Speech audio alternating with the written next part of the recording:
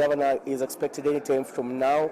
Who is in court right now? We have lawyers representing Web Tribe Limited. Web Tribe, remember, is also among the companies that have been implicated in the alleged 357 million scam at the Nairobi County government. And so, according to a ruling issued on Monday by the then magistrate, that is Douglas Ogoti of the Anti-Corruption Court, did say that the suspects who are yet to be arrested for Web Tribe Limited should take plea today and they should be here in court. But so far I've just seen the lawyers representing Web Tribe, that is led by lead lawyer Steve Ogola for Web Tribe Limited. We haven't seen the directors yet in court, but also, like you said earlier on, Dan, of course, we're expecting Mike Sonko and his other 6 co-accused to have a determination of their bail ruling today that will be delivered by the same magistrate, Douglas Ogoti.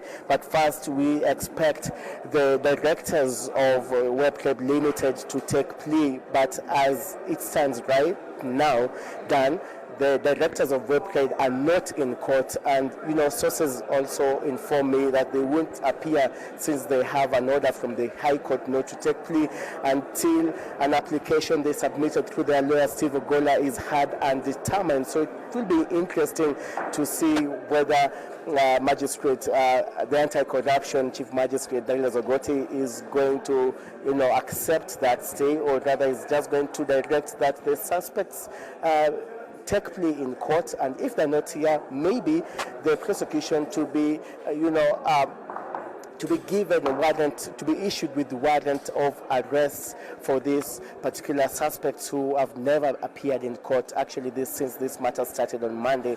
Also worth noting is that the suspects led by the governor, Mike Sonko, have been in lawful custody, and I'm talking about the other 6 suspects in this particular case, the directors of Yiro Enterprises and ROJ Securities, who have been in remand prison at the industrial area remand prison and Langata Women's Prison, respectively. Mike Sonko was taken to committee on Monday evening, but now then rushed to Kenyatta National Hospital after reportedly his health deteriorating. But right now we are being informed that his convoy is supposed to leave Kenyatta National Hospital anytime and arrive here at the Milimani Law Courts for his bail ruling that will be delivered very soon at about 11 a.m. by Anti-Corruption Chief Magistrate Douglas Ogoti. So that is as far as we know about this particular case. But remember that also on the same Monday when this matter came in this particular ceremonial court, the prosecution say it will not oppose bail for the other co-accused persons. We're talking about the likes of Anthony Ombok, the likes of Fred Oyugi, who the courts say that they're not very keen on denying them bail so long as they don't interfere with the investigations, as long as they don't step anywhere next to the county government head offices here in the capital. But for Mike Sonko, who is the first accused person in this particular case, the prosecution was very categorical that they don't want him granted bail, and they stated a number of reasons ranging from that the suspect, that is the Governor Mike Sonko, in 1998 escaped lawful custody from Shimolatewa prison when he was taken for medical checkup at the Coast General Hospital, and that he allegedly escaped. And so they used that particular incident to make the court, actually to persuade the court not to grant Mike Sonko bail. And also the prosecution that was led by State Counsel Joseph Ruingu, as well as Joseph Kimaru, did tell the court that it is likely that Mike Sonko is going to interfere with the investigations because of his influential position as the governor. And so the defense lawyers led by Cecil Miller representing Mike Sonko say that Mike Sonko himself has a certificate of good conduct, and he has been cleared many times by the EACC to vie for elective positions in this particular county, and so he has never been issued with an warrant of arrest wanting him being detained since the 1998 Shemolatewa incident, and so they persuaded the court at least to release him by the fact that his health has been deteriorating since being arrested last week on Friday.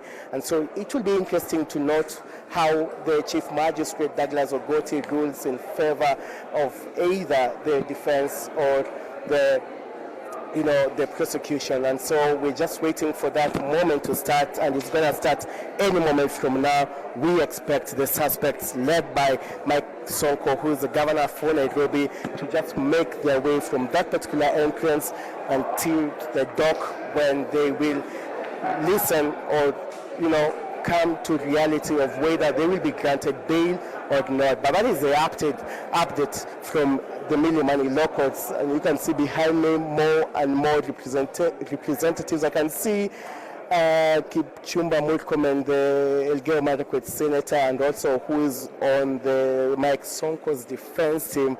I was also able to see the likes of the Embakasi East MP, who is Babu Owino, and also I can see Mutula Kilonzo Jr., the senator, who also is in Mike Sonko's defense team. And this is just an indication that this case is just about to start any moment from now. But like I mentioned earlier, it will start with the case determining whether the directors of Webcloud Limited are supposed to take plea or not. They were ordered to appear in court today so that they can take plea, because they have never submitted themselves to the EACC offices to be arrested. Neither did they come to court on Monday, and so they were ordered to be here.